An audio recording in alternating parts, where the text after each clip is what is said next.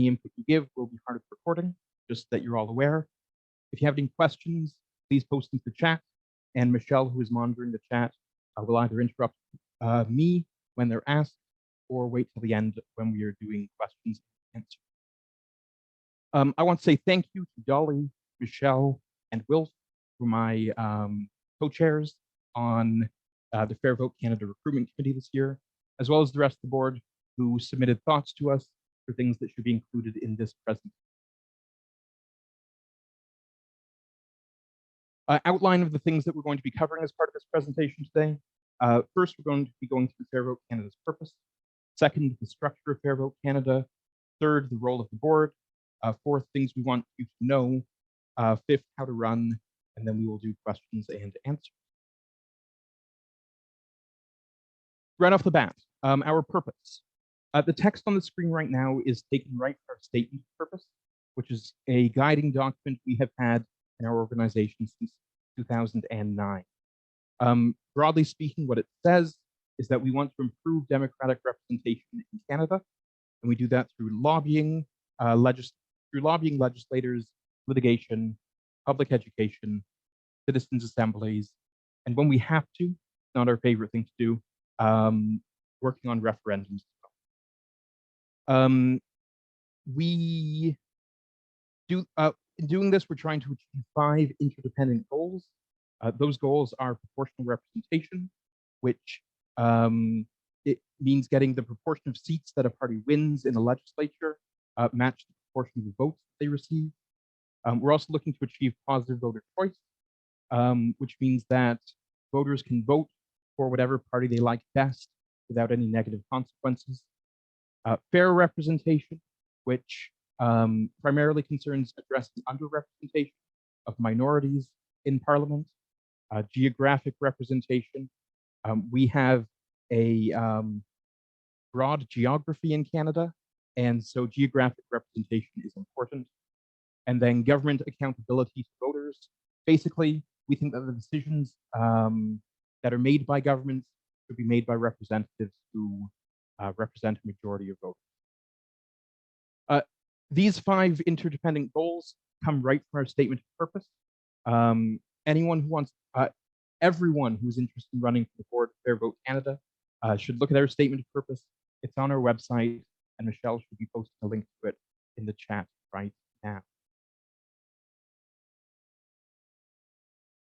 Next, structure of Fair Vote Canada.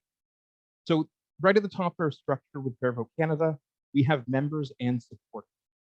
Members and supporters of Fair Vote Canada are those who have made donations within the last year. Our structure is such that the final decisions, the final voice on everything comes from members and supporters. They tell the board what to do. The board, of course, is what many of you hopefully will be running to join this year.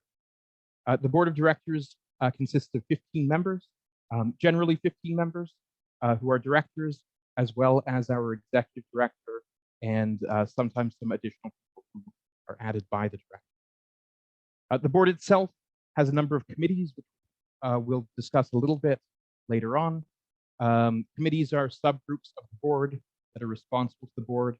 Basically, the board sets up their mandate, tells them what they can and can't do, and then they report back to the board. Also within our structure, you can see we have an executive director. Our executive director is Anita Nickerson. She is a full-time staff member of Fair Vote Canada, who is responsible for all operations associated with Fair Vote Canada. And then in that role, she oversees 3 different groups of people, which are working groups, basically groups that she sets up. Anyone can join that she brings into the working group, and they conduct work associated with Fair Vote Canada's operations. Chapters, which are local groups of Fair Vote Canada members who take actions on a local basis, often associated with one city, and staff members. So Fair Vote Canada currently employs several staff members. We have a part-time permanent fundraiser. We have a number of people on contract in things like website maintenance and bookkeeping, and we occasionally hire staff for particular campaigns. That's the structure. that we have within Fair Vote Canada. This right here, the role of the board. This is something that we want to take a few minutes and go through because it is probably the most relevant piece to all of you who are looking to become directors. So the board has three primary direct responsibilities. The first of our direct responsibilities is governance. The board sets policy for Fair Vote Canada as an organization. The second thing that the board does is financial oversight. This includes setting a budget each year and also reviewing on a monthly basis spending as well as income for the organization. Strategic direction is our large plans as an organization. So when it comes to the largest decisions in terms of what approach we want to take to meeting the goals that we discussed or that I mentioned earlier, that is one of the responsibilities. On the other side of this, delegated responsibility, operations. This is singled out here because when people join the board of Fair Vote Canada, the number one piece of feedback we get about things that people wish they knew when they joined the board was how operations work and what the board's role in that. So I'm going to say this as clearly as I can. My expectation is that regardless of how clearly I say this, we're still going to get people the same confusion at some point. So, well, I'll say it as strongly as I can. Fair Vote Canada, the board of Fair Vote Canada delegates responsibility for operations to our executive director. As I said earlier, our executive director is Anita Nickerson. When you join the board of Fair Vote Canada, if you're expecting to attend board meetings and be doing things like deciding what emails we want to send out in a specific month, managing our social media presence or any particular campaign, those are not specific responsibilities. The board has delegated those responsibilities to our executive director. Having said that, lots of board members do maintain or do work on the operational side. It's simply that they're doing that as volunteers rather than as board members. And when they're doing that, they are accountable to the executive. Yeah. How the board operates. So the board of directors meets primarily online. We have a monthly board meeting via Zoom. We have an annual general meeting. This is in person, at least outside of pandemic. Last year we did this online, this online again as well. But in the future, it will be in person, and all directors are expected to attend it. All directors are expected to attend it, and the cost of attending it will be covered for directors. We have regular committee meetings. So committees, depending on the committee, meet either bi-weekly or monthly at the discretion of the committee members. We also often do things via Google Docs, particularly motion development processes. We're always talking to each other via Google Docs, and there are quite a few emails flying around.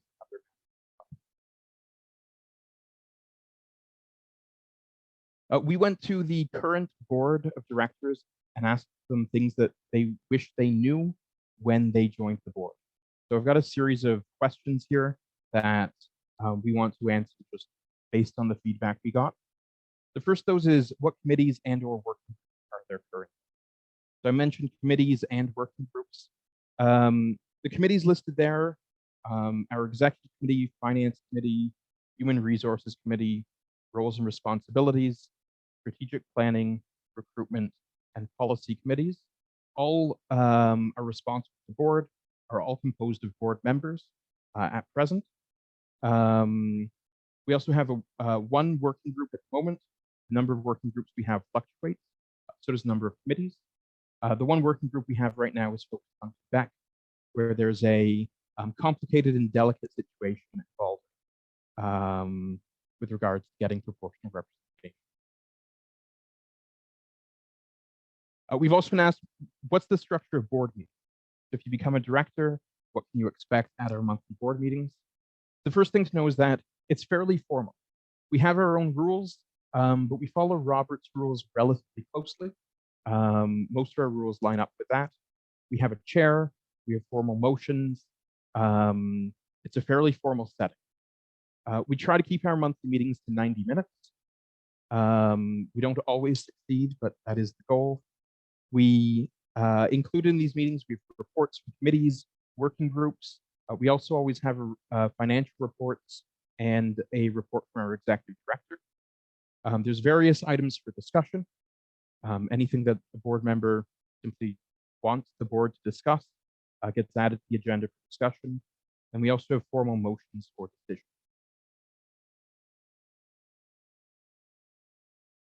What is the culture of the board? So this covers a few different things. The first thing to know is that the working language of the board is English. The board of directors often has what I term as robust dialogues.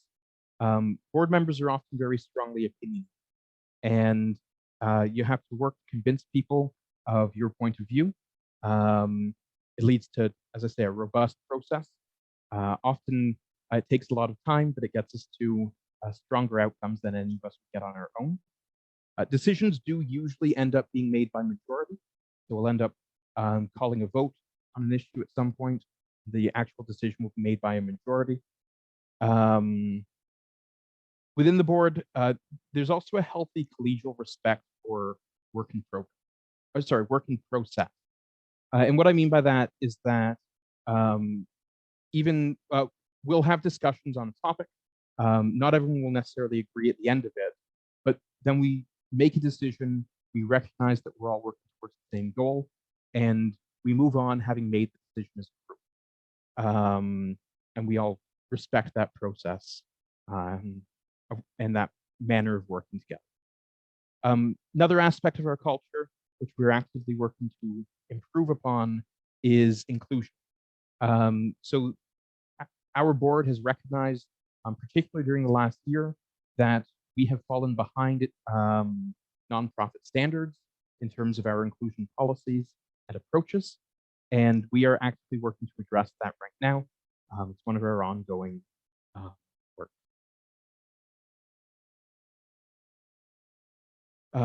Expectations for board members in terms of time. The recruitment committee discussed this a little bit to talk through what was reasonable, and 10 hours per month is sort of the minimum level that we feel like directors should be able to put into their responsibilities in order to actually be effective. So if you're doing 10 hours a month, probably what that means is that you're going to be attending the monthly meeting, which is about 90 minutes. You're going to be on at least one committee, and then you're either going to be on a second committee or you're going to be part of some non-committee motion preparation. So those things, plus answering emails and preparing for those meetings, will come to about 10 hours a month. Lots of directors put in more time than 10 hours a month, but 10 hours a month is about the minimum if you want to be effective as a director. Main modes of communication. Email, we have a lot of emails. We're trying to cut down on emails actually, but that is one of our main modes of communication. We're also in Google Docs quite often. Google Docs are easy to get the hang of if you've never used them. Basically, it's a Word document that multiple people can edit, and we can see edits in. And then, of course, Zoom meetings like this. Summary of some of the things that we are currently doing operationally. So this is not even close to being exhaustive, but it gives you sort of a taste of some of the things that we are actively doing, the types of things we actively do as an organization at different levels. So federally right now, there is a vote that is going to be coming up, the PROC committee, which is procedures and rules of the House or of the Commons to study citizens' assemblies on electoral reform. So this is a vote that we are actively promoting, actively letting people know about, and encouraging them to contact MPs to vote yes on right now. We're also preparing for an election campaign this year. So there won't necessarily be an election this year, but we, like many, are anticipating there is. And so on the operations side, we are preparing for that. And linked to that is planning a visit your candidates. So we want to get in to see every candidate that we can who is running for election. That very early in the process, anyone who ends up being elected in the election, whenever it comes, will have heard about proportional representation, about the things that we want to promote. So that's some of the work we're doing federally. Provincially, we have various things going on. If you're wondering why I keep looking down, by the way, because that's where I actually have my notes on. Not because I don't like looking at the camera.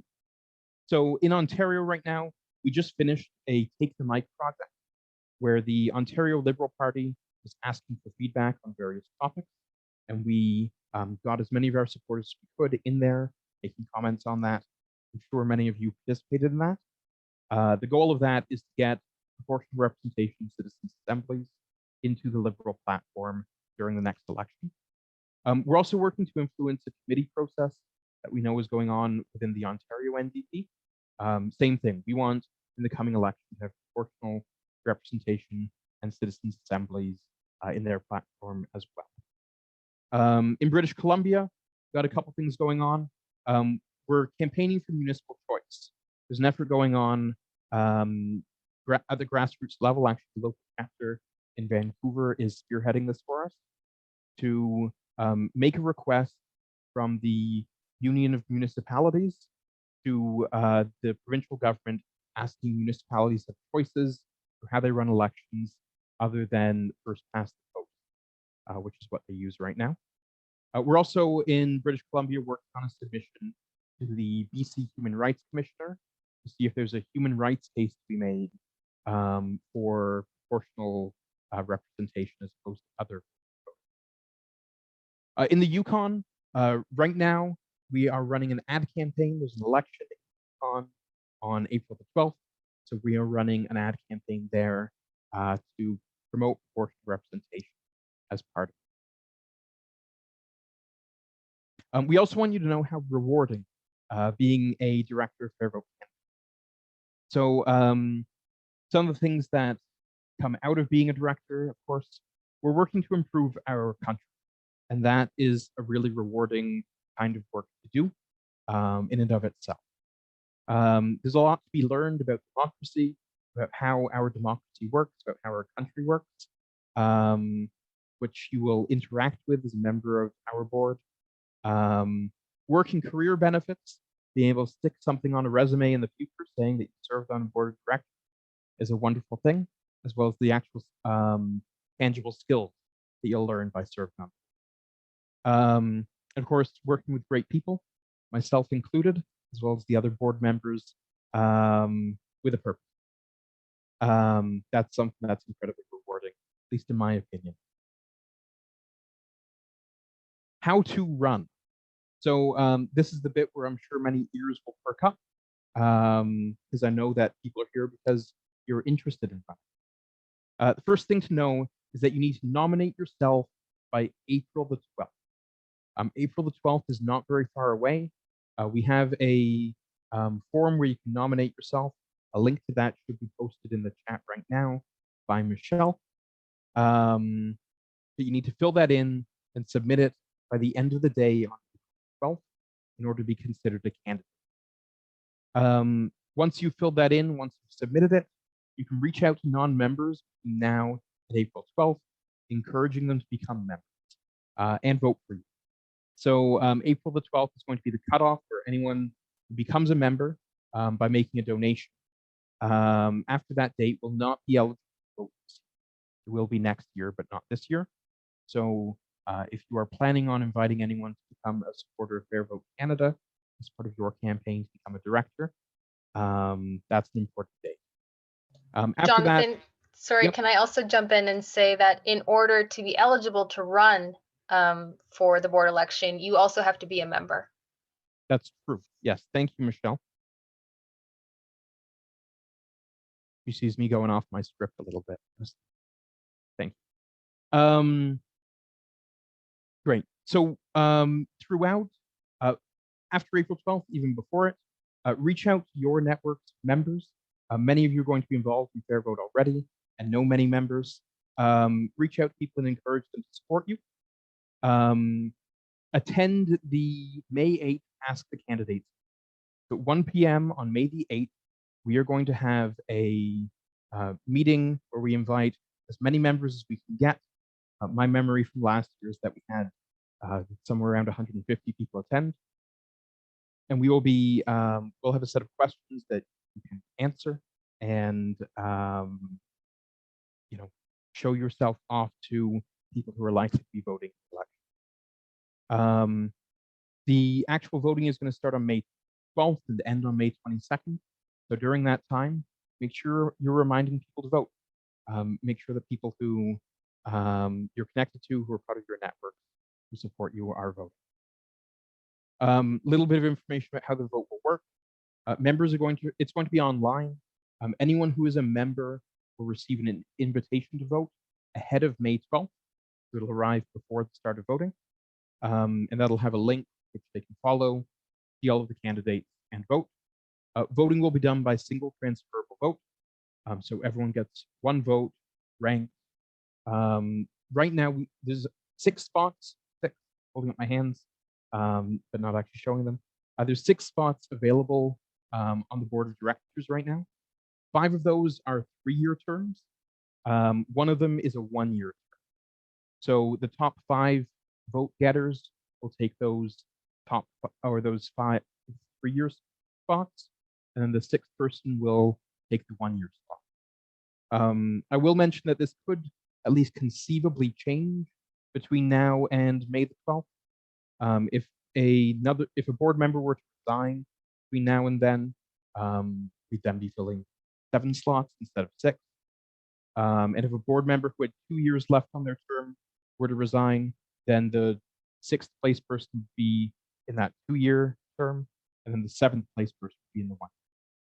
Just that you're aware of how that would work with that change. I don't think we're anticipating that happening, but it is a change that's possible.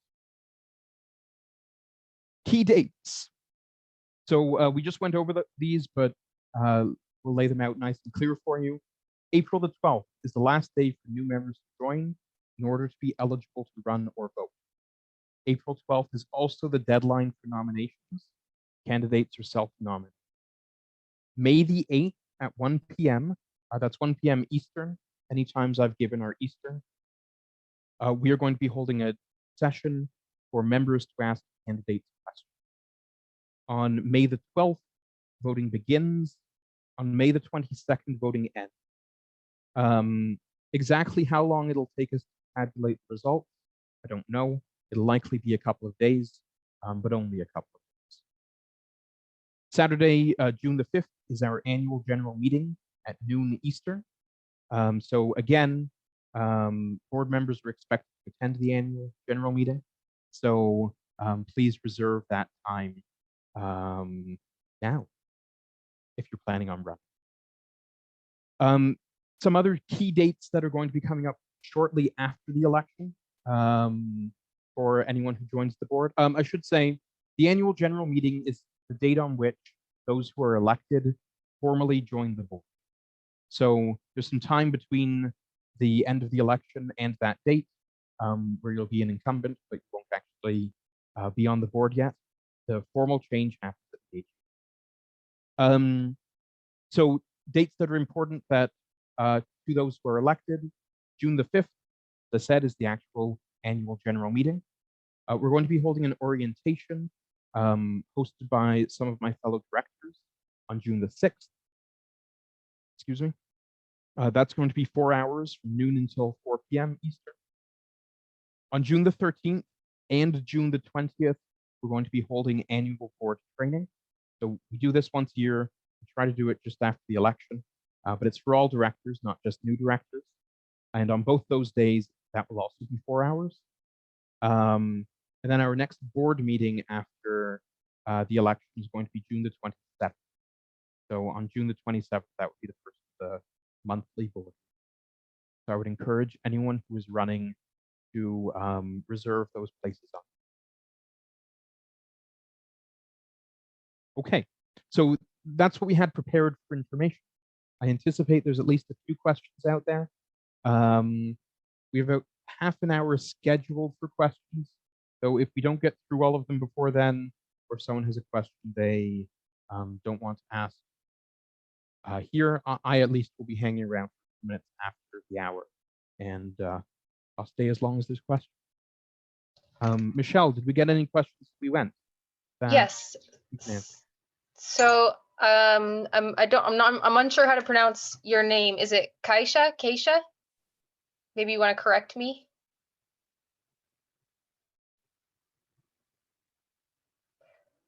No. Okay. Well, her question or his question is, will the questions for candidates be provided in advance, and what sort of questions are anticipated? So we do not know yet. We don't know how many people are going to be running, and the actual format we choose for that meeting is going to vary. So I'm sure you can all imagine if we have 30 people running, it's going to be a very different meeting than if we have 7. The recruitment committee is going to be meeting once we see how many people are running to figure out the format. I would anticipate that the more people are there, the more likely it is that we're sharing the questions in advance. We'll certainly make sure to share the format with everyone who's running well ahead of the meeting. But the short answer is we don't know yet, because we need to know how many people are running before we can plan. So it's Keisha.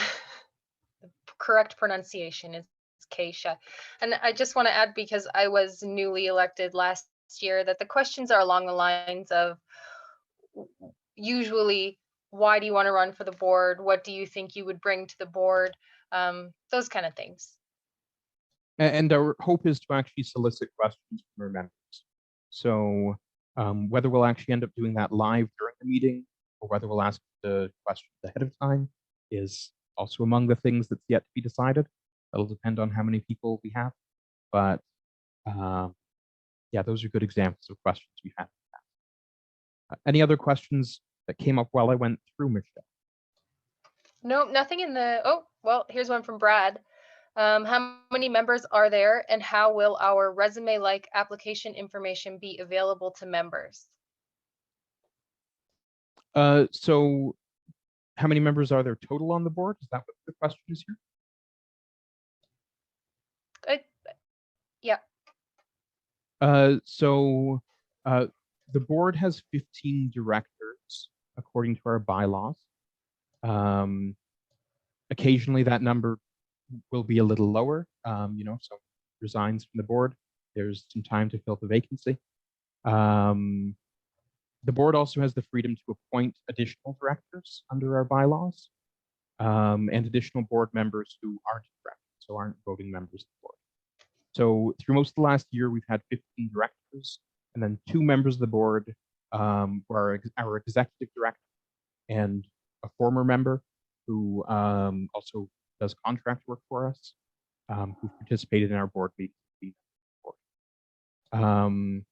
Sorry, Brad corrected and said was asking about voting members. Oh, of Fair Vote Canada. Mm-hmm. I actually don't have that number off the top of my head. I know Wilf Day, who's another director, is on the call, and I suspect Wilf may have more accurate or more up-to-date information than I do. Wilf, do you have that information? Are you able to grab it? We'll circle back to that in a moment. I haven't checked the current number. It has been just over 2,000 for a while, and I think that's probably still accurate. I will check at some point to get the exact number. More interesting may be the question of how many people you can expect to vote, and that varies considerably from year to year. In a year where there's not much competition and not much campaigning, there might only be 200 or 250 people that cast ballots. If there's a hotter competition. It might be 400, 450. You never know. But it's never happened that the majority of the voters, a majority of our members take part in the election. Maybe that'll happen this year. I doubt it, but anything's possible. Perfect. Thank you, Will. And then Michelle, did you want to take the other part of that question? Sure. So typically the answers to those questions that you answered on your form, other than personal information, are shared on a website page for all voting members. Actually, all public would have access to that website page to see the candidates running in our election this year. Perfect. Thank you, Michelle. If there's other questions, if there are other questions, you're welcome to type them. You're also welcome to unmute yourself or stick an X in the chat and we'll call on you. You can ask questions using a mic as well. Well, Casey had a question saying, we mentioned inclusion was something we are behind on. What are we doing through board composition and recruitment this cycle or long term to address this? Yeah, so there's a few different aspects to this. This is something that the recruitment committee looked at, discussed as right from the start as we were planning this process this year. Some of the things that we've done specifically this year are reaching out to groups that are representing minorities that haven't traditionally been represented on our board, making sure that the process itself is more open in ways like we've reduced our fees on people who are part of minority groups who are traditionally underrepresented in politics, the membership fee, I should say. So this is the first year that we've done we've reduced membership costs to $5 rather than $25 for anyone who identifies themselves as politically disadvantaged. More broadly, we've tried to incorporate things into our meetings in terms of intentionally considering and intentionally acting in ways that promote inclusion. So including reminders in our meetings that we're actually trying to do that. Going through our policies and updating language. I know our board meeting this month has a vote. I don't expect it'll be a different one at all, but has a vote that's coming up to change language in some of our core documentation in our statement of purpose, just to make sure that we're using up-to-date inclusive language and things like that. We've got a plan later this year to actually engage with someone who is an expert, who's a professional in this field, in order to guide the board in terms of best practices, or to update our practices and bring in that expertise to what we're doing. I mean, there's a number of different things that we were doing, both as part of this actual recruitment process and as part of sort of an ongoing internal structural change. Michelle, do you have something to add to that? Oh, to add to that? No, you've covered it really well. Okay. Keisha's asking, how much experience working or volunteering with Fair Vote Canada is typically expected of prospective candidates? So expected, I would say it's not my place or anyone on the board's place to talk about what is expected. Directors are elected by our membership. There's a lot of value in diversity, including diversity of experience. So someone who's volunteered with Fair Vote Canada for 10 years has a very different perspective from someone who found out that we exist 2 weeks ago. But both of those points of view can have a lot of value, at least in my opinion. So there isn't anything that we have in terms of policy or guidelines saying you must have been this involved up until now in order to run. I think that people of all kinds of different experience levels could be directors.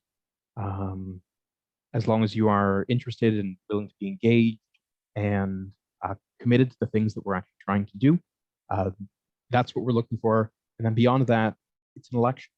So it's a matter of convincing those who will be voting that you and your experience are something that's needed on the board. Jonathan, maybe if you want to stop screen sharing, we can show all of the video windows and ask current board members maybe to introduce themselves. Maybe they want to add on to our presentation. Okay, so I will stop sharing there. I'd forgotten I was still screen sharing that giant yellow screen for all of you. So thank you, Michelle.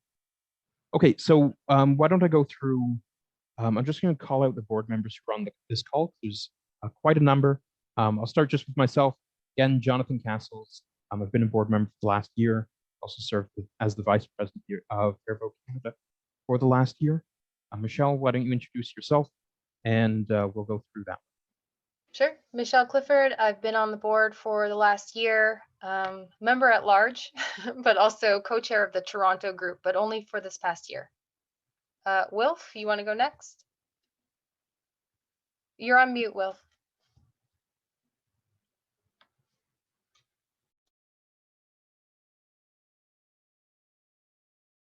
You're still on mute, Wilf.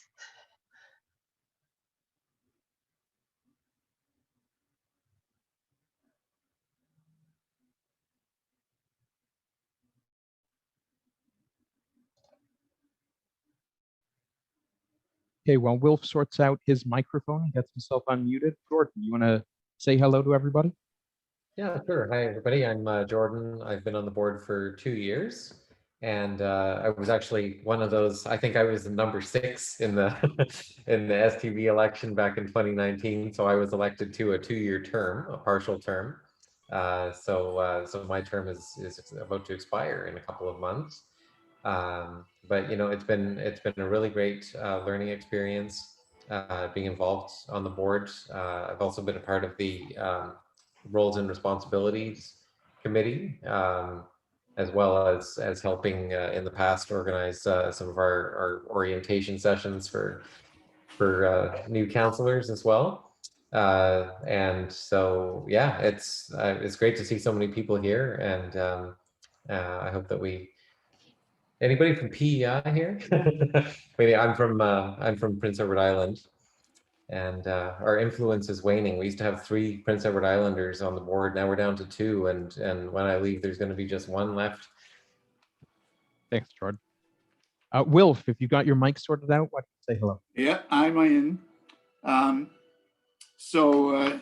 I've been on the board since 2004, which happens to be the year that the Law Commission of Canada recommended proportional representation. So I'm still waiting. I'm from Northumberland County in Ontario, which in my case means the town of Port Hope, which is about an hour's drive east of Toronto. That's all I'm going to say. Thanks, Will. Who else? We got Ryan. Ryan, you want to say hello to everybody?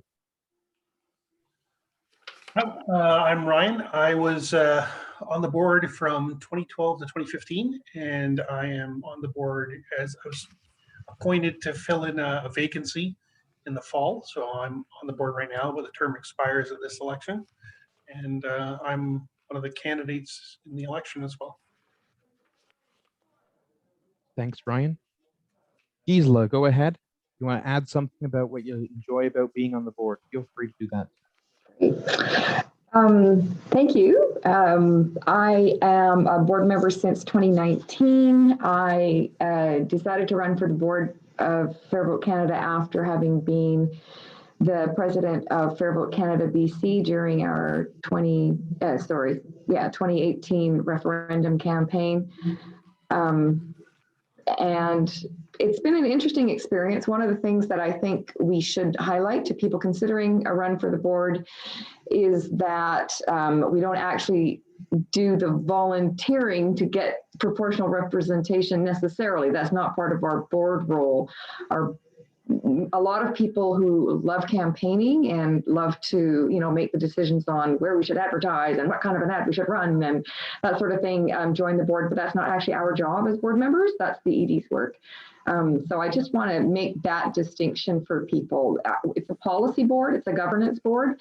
So most of what we do is not operational, and we work together with the ED. She's very consultative, but yeah, I think we decided after last year we should clarify some expectations, because being on a governance board is not the same as, making the decisions on campaigns ourselves. So maybe that's, what else will I say? It's great. It's a wonderful group of people. It's a very diverse group of people, and it's a work in progress. I think it's a board that is getting stronger every year. I've only been here for 2 years.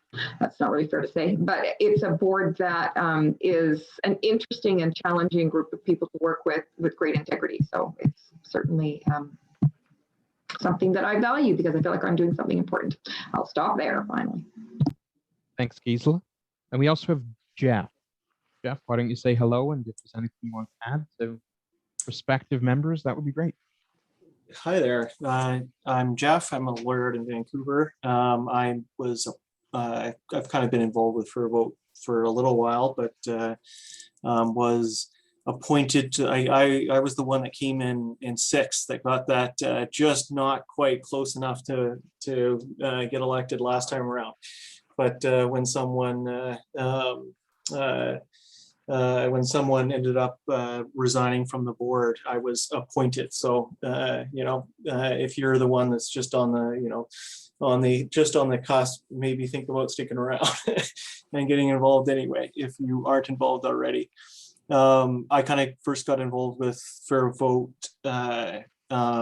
and the idea of proportional representation when the Citizens Assembly out here came to my high school back in circa 2004. And yeah, the board work is great. Proportional representation has been, as those that are new to the cause might not be aware, there's been some ups and there's been some downs, and it's kind of with any social change, it's a long process, and that means we need the folks that have been around a long time to keep on coming back and contributing, and hopefully not burning out, although we have a little bit of that sometimes, and we need the new blood as well, right, to come in and pick up the torch. So if that's you, then sign up and run, or don't run, because I'm running. So, but full disclosure. So, yeah, we can always use new folks. So please get involved, even if you don't choose to run for the board. Volunteer with us, donate, and sign our petitions and all that jazz. So, thanks for coming out to this. Thank you, Jeff. I think that's everyone who's on the call who is on the board. So thank Jonathan, you. I can answer one bit more about how many vote. Okay, sure. This will also explain to you how easy it is to get elected. I'm going to use the election results from 2 years ago because it was a similar process. There were 6 to be elected, 5 for 3 years, and 1 in that case for 2 years. This is how Jordan got on. So this is the election results. There are 9 candidates competing for 6 seats. The number of voters was 278, and that meant that the threshold to be elected was 40. So because that's the way STV works, if you got 40 votes, you got elected.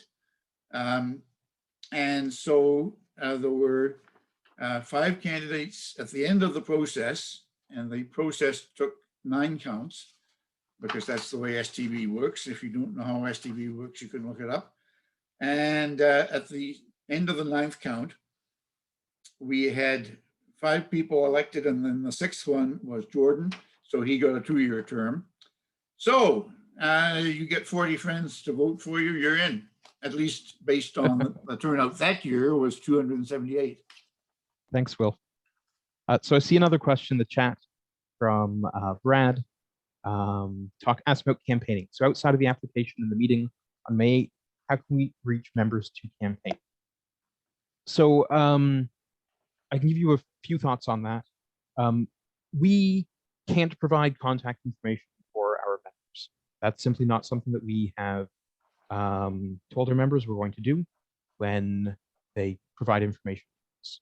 So, but some options that are open to you on social media, there are some groups, particularly on Facebook, set up that have quite a few of our members as part. I'd have to look at the name of it, but proportional representation in Canada, something like that, on Facebook. But if you search those words, you'll find it. A proportional representation Canada discussion. That's a good option for reaching a lot of our members. Go to our website and look at where we have chapters. Each chapter should have contact information. If you can't get a hold of them, get in touch with Anita. Contact information is on our website too. And go and talk to your local chapter. Put some stuff out on your social media through your network. Our application process, as we say, basically we're going to be taking a number of those answers. We will have a website that we will be advertising with your answers on it. That's a large part of campaigning. And I feel like I had one other thing. Oh yeah, the May 8th meeting. So you mentioned that. I know you said apart from that, but I think that that is an amazing opportunity. It's a huge number of the people who are likely to vote who are going to be there. Okay. So did any other directors want to give some thoughts on ways to get in touch with members? Yeah, I was just gonna say, like, if you're on any of the fair vote discussion groups, we usually have, I don't know, I'll let someone else speak to that or confirm that, but I think you want to be careful campaigning on some of our internal stuff because sometimes we have rules about that. I don't. And then just I would double check before you do anything on Facebook or like in Facebook specific groups. Some of them have rules, some of them might not. Just, you know, you don't want to get yourself kicked out of the PR discussion group because you because they don't like or don't think that you've complied with whatever their rules are. Great, thank you, Jeff. Any other questions?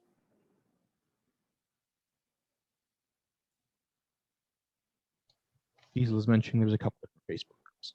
I'm not hearing any other questions. So this presentation, for anyone who missed part of it, we've recorded and we will make it available on our website. If anyone has any other questions, you know what? I'm going to post my email, my personal email into the chat. You're welcome to reach out to me and I'll do my best to answer any questions that you have. I'm also going to hang around for a little while to answer any that people wanted to bring up, but we're too shy to speak to the group.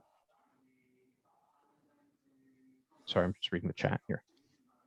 Or even if anyone feels comfortable to do so, you can introduce yourself and let us know if you're thinking about running, where you are. I know it's a lot to ask, but some people might want to. Sure, the floor is open to that as well, for anyone who'd like to do